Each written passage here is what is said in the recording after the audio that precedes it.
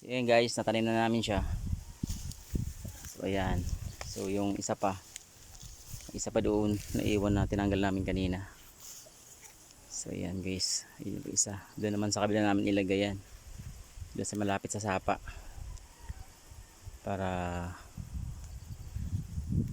hindi sila mag-agawa ng sustansya sa lupa.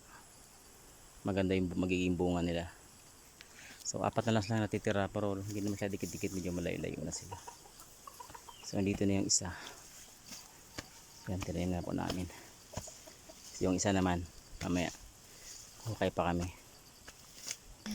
Ayan guys, naghukay kami. Yung tataniman ng isa, ang daming antik. Ayan, maraming antik guys. Ayan ang lalaki. Sakit. So masakit, parang mapaparalyze ka pag kinagat ka niya. Ayan o. Yung guys, ang dami, ang lalaki. Ayan o sa butas. So ayan, natanim na namin yung pangalawa. Ayan guys, natanim na namin siya. Okay, so done na kami sa saging.